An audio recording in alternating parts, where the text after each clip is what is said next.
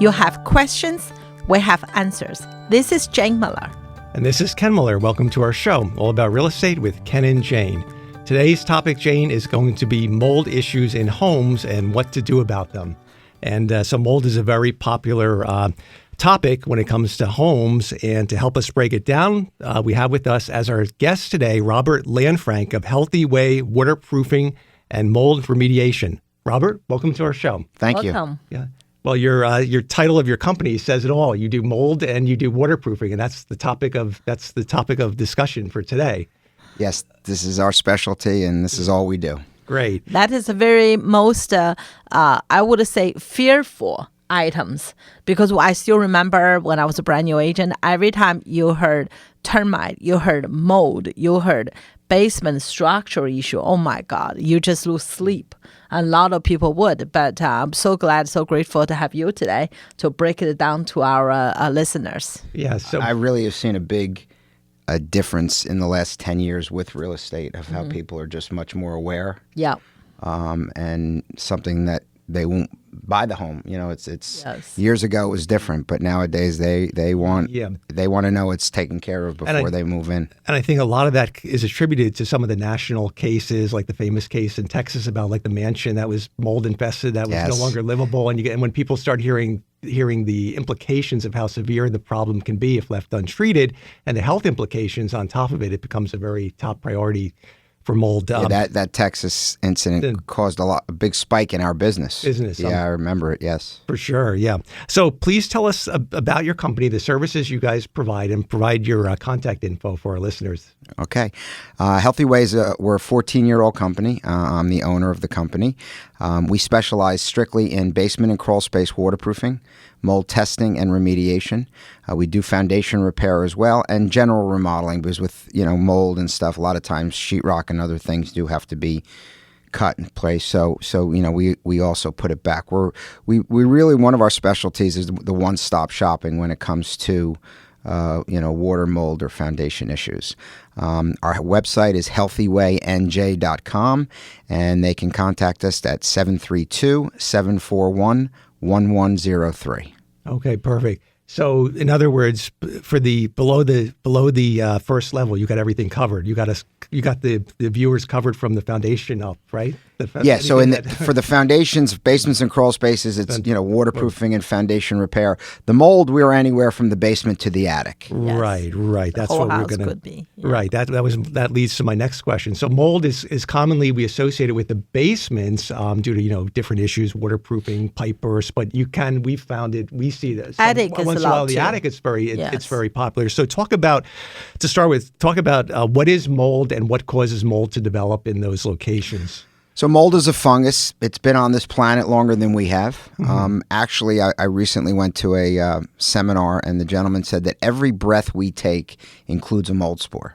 So they're naturally occurring in what we call normal levels or low levels. And as long as the mold is not active, it's dormant, it's not causing health issues or not of concern.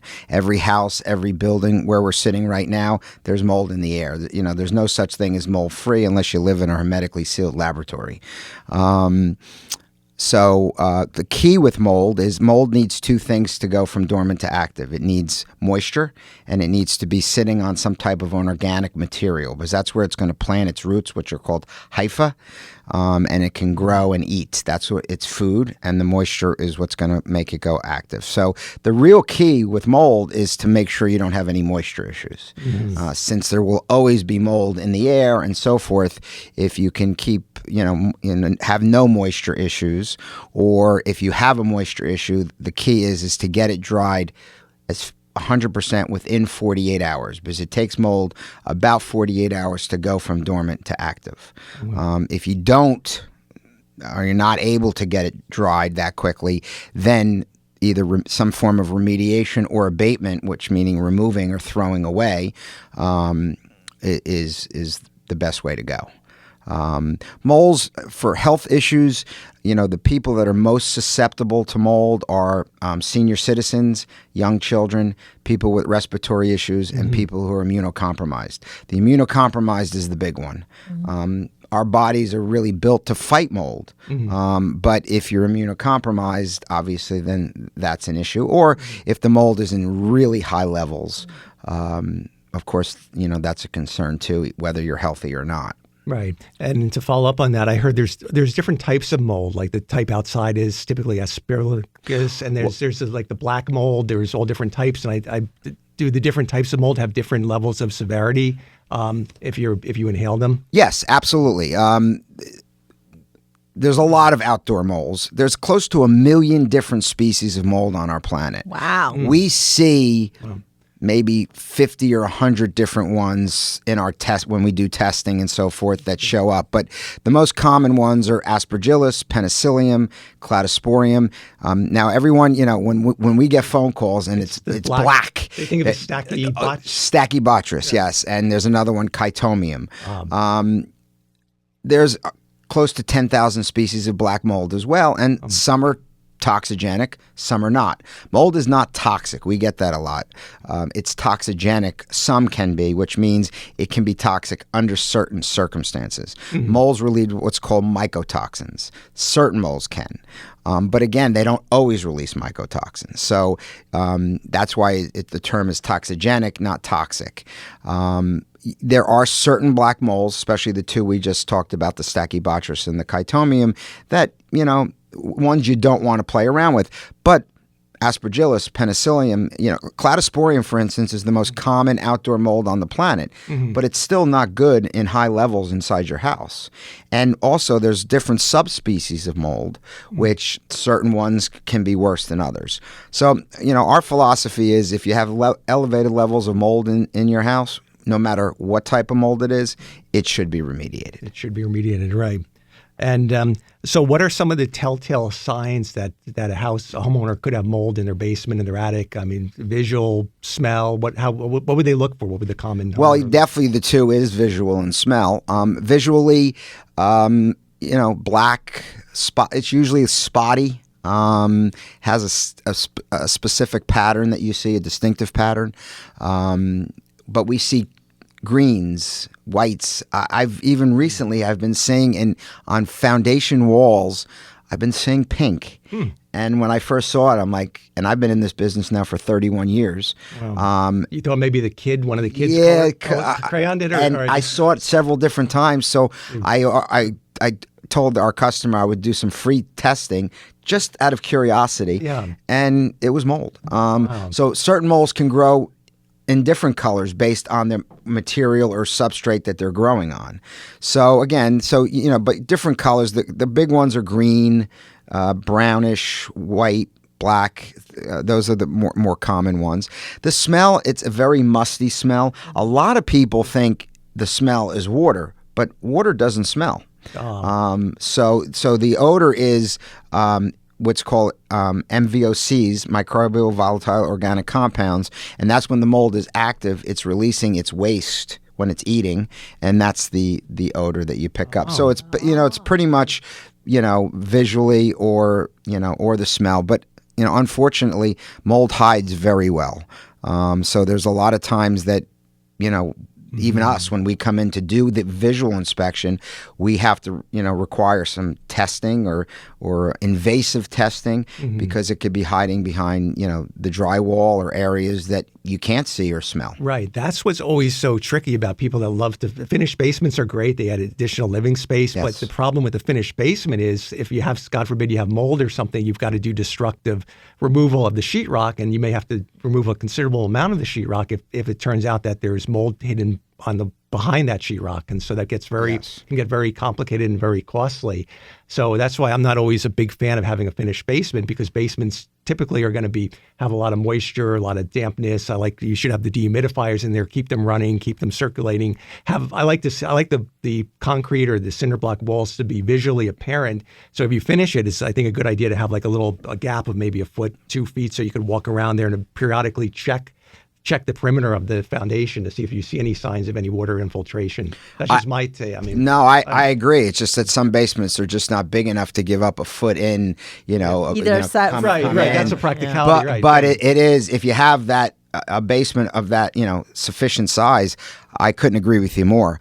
Because again, especially a foundation wall, even if you don't have a wet basement per se, is letting vapor through it constantly. So you still, there's things you can do when you finish the basement to prevent, but that vapor is going to, over time, moisten the back of the drywall. If you have, for instance, if you're using insulation, if it's the paper-backed insulation, the goal really is to try to keep the organic materials down to a minimum. They do have materials today that are better.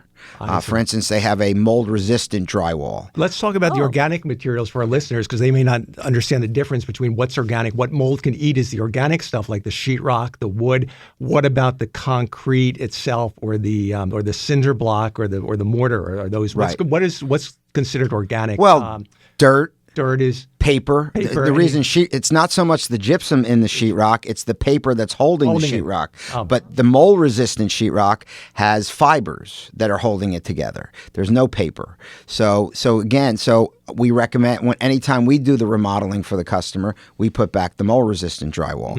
If we're doing insulation, again, paper-backed insulation. We don't use paper-back. We either use plastic encapsulated, or what I love is spray foam insulation because it's mold resistant. The big concrete should not allow mold to grow on it. So talking about foundation walls. But you get a lot of other organic materials that land on the concrete: dirt, dust. 80% of the dust in our home is our dead skin cells, what we call dander. And if you have pets, you're going to have even more dander. Every time you groom them, you see that. Mold is so small. It's much smaller than a particulate of dust. The mold can actually attach to the dander, and now it has its food. So now that it's attached to something that small, it's very easily airborne as well. But so we see mold growth on concrete, but when we test it, it never flourishes as well as if it was growing on like raw wood. Like when you're in your basement, if you look up, you see your subflooring and your floor joists. That's raw wood. Mold will flourish on that. The back of the paper on the sheetrock. Ceiling tiles sometimes. Yes, what we're looking at right now. Hopefully, they're but they're not. Again, they're not a full. There's some organic material in them, but and I see plenty of mold growth on them.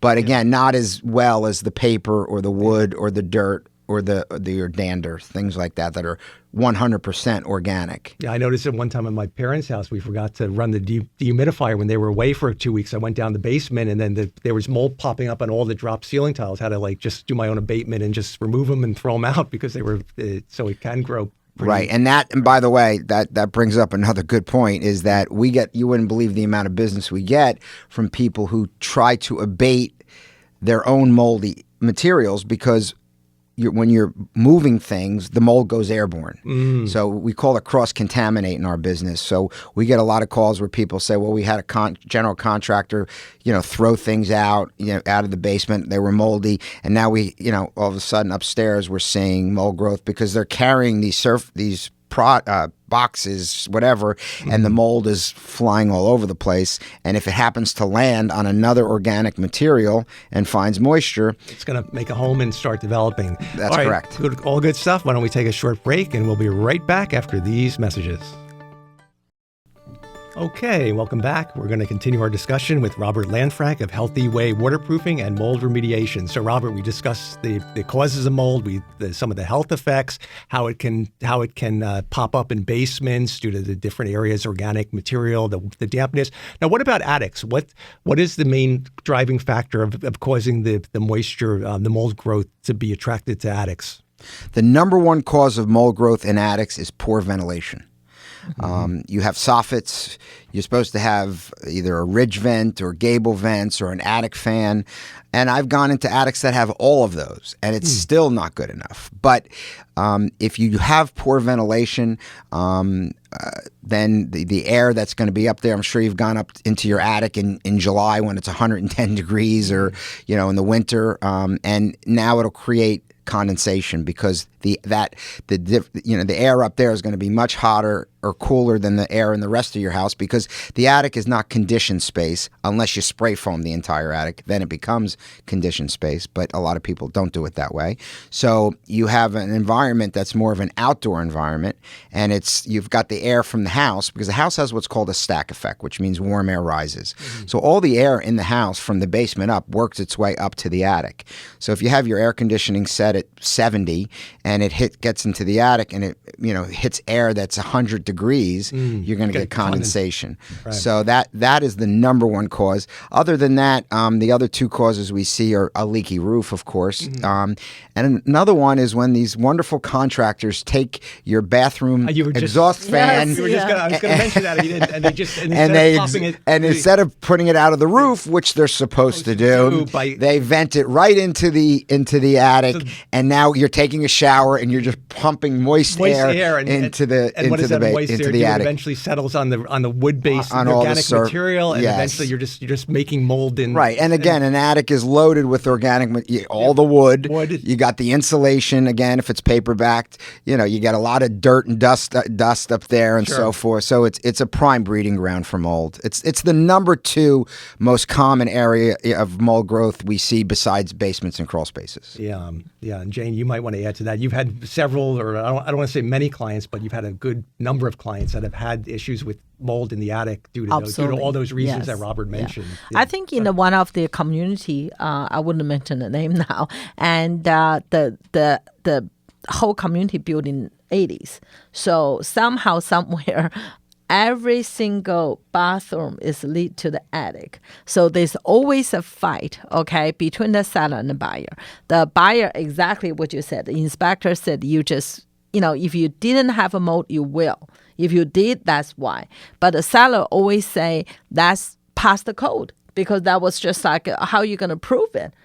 All right. So that's always a sticky point. When I represent the seller, I always said the seller, right? I mean, at that time they may proved it, but now knowledge got improved. So just like a lot of time we don't know there's autism, you just think the kids are quiet and behave. Right. Now we know there's an issue like my brother, right? Now right? So we have to help. We want to hand over a healthy home to the new owner, and the cost to cure that is not that huge. They just pop that up of the attic and the ceiling, so that's it. The roof, that's it. So that's always, like I can said, always an issue.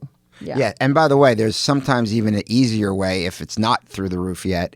If they have soffits, you can just run a flexible hose from the vent, the exhaust fan, to a soffit. And then the soffit has the little holes, so so at least that moist air is escaping. Yes. It's not as good as going through the roof, but it should at least keep the moisture down to a point where you won't get any mold growth up there. Yes. Totally agree. Yeah. Yes. Wow. So that's it's such a lot of stuff can be avoided by just water. I guess the key thing is just water maintenance and moisture maintenance. Having the dehumidifier in the basement, making sure your attic has no leaks, making sure there's no source of condensation to the extent that you can prevent it, like vents going right in the attic.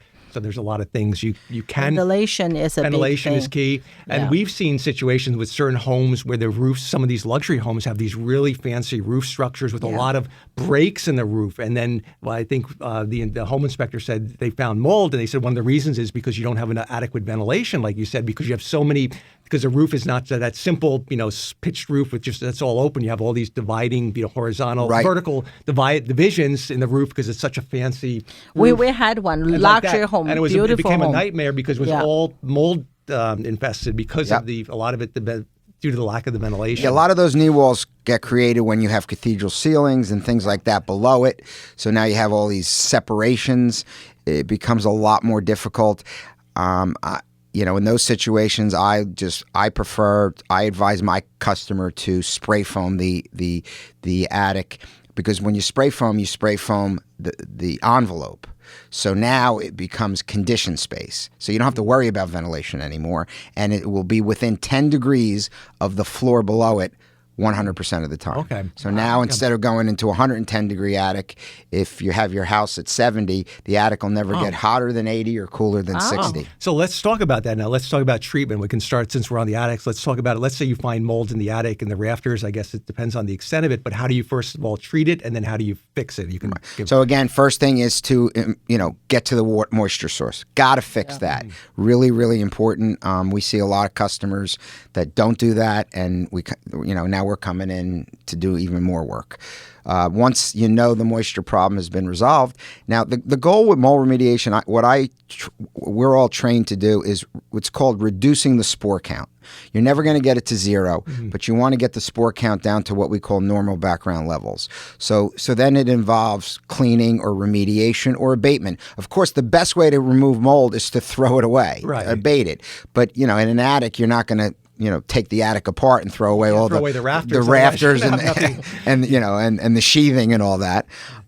So surfaces like that, the wood, that the rafters, the sheathing, we're going to do a 5-step process using both chemicals and removal. But the more important is the removal: HEPA vacuuming, air scrubbing, throwing, abatement. Those are the best ways to get rid of the mold.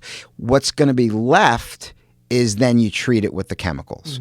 But unfortunately, since the industry is not regulated yet in New Jersey, you have a lot of companies that are just spraying chemicals. And that's, a lot of times the mold will come back at that point, because you really want to, like I said, do as good as you can of getting that spore count down. And then treating it. So we really emphasize those, either, like I said, there's only 3 ways: the air scrubbing to clean the air, the HEPA vacuuming to get rid of all mold off the surfaces, and the abate as much as we can, and then we're going to treat the rest with the chemicals. And then always important is the last chemical should be what's called an encapsulant. That's basically an acrylic paint that has what's called an antimicrobial in it, but that's basically going to, I like to say, whatever spores are left, it puts them in jail. It seals them into the wood, and it puts a barrier between whatever's left and the environment. So if there's light amounts of moisture, the moisture won't be able to get to that mold. Now, if there's enough moisture, it's going to break down that encapsulant over time, or new mold spores are going to land on the surface, and it will allow it to plant its roots and grow. But the encapsulant is a real important final step with remediating. Very interesting. Yeah. Can your firm do the ventilation? Like if the roof is lacking the soffits or the vents, can your firm, can you guys install the ventilation, or do you refer that out to? No, I have. So what I've done is I've built, a lot of our stuff is done in-house, and then I have independent contractors. Okay. So yes, I have an independent contractor that I worked with for years who does roof. He's a roof specialist. We can do things inside, like what's called soffit baffles, because, by the way, one of the most common things we see is they take the fiberglass insulation in the floor and they stuff it into the soffits, so they prevent the soffits from breathing. So a soffit baffle is basically like think of a half of a pipe that you put against there, so it allows the air to come up, but you could still push the insulation into the eaves and let the insulation do its work, but not clog the soffits from breathing. So we do things like that. But if you need a new soffits or a ridge vent or attic fans, then I would bring in my independent contractor to do that work. Right, but at least you could give guidance as to what is needed to cure the moisture problem. That's the most important thing. Then the roofer could actually do the technical work on that. Anything else to add for basements? The treatment approach for a basement. Obviously, you've got sheetrock, so I don't think the sheetrock can be salvaged, right? If sheetrock. I tell everybody, there's no. If anyone promises you there's a chemical that can treat sheetrock, it's snake oil. There isn't. Products like surfaces like sheetrock have to be abated. So we cut that out. Of course, always setting up containment first.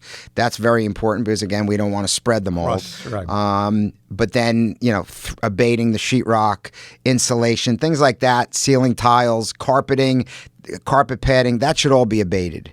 But now, again, the foundation walls, the subflooring, the floor joists, surfaces like that, we're going to do the 5-step remediation process. And we can cover some of this next week because we're running short on time. But your firm, with basements, your firm does do the waterproofing work, which is can be a main source of the mold contamination, right? You do the waterproofing, whether it's an external leak whether it's a simple matter of just pitching the soil, redirecting the leaders, or something more complicated. Yes, we do all 100% solutions with basement waterproofing, interior French drains, exterior excavation, or surface water issues like you were talking about, grading, downspouts, window wells, things like that. Right. But that's the number one cause moisture problem in basements and crawl spaces that cause mold growth. Humidity is number 2. So really rainwater infiltration, either from the gutters, the leaders, the system backing up, improper pitch, lack of a French drain, lack of a sump pump, or a combination of all the above. Yes, and in Jersey, since we're a clay-based soil, it doesn't. Basements are very. Look, wet basements are the number 2 problem in homes on the eastern seaboard. Termites being number 1 because of the soil.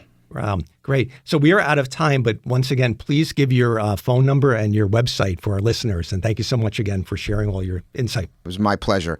Again, our website is healthywaynj.com, and our phone number is 732-741-1103, and we service about 90% of all of New Jersey. Perfect. Covers our listener base. Thank you again so much, Robert Lanfrank of Healthy Way Waterproofing and Mold Remediation. We're out of time. We'll see everyone next week. Have a good one. Thank you. Thank you.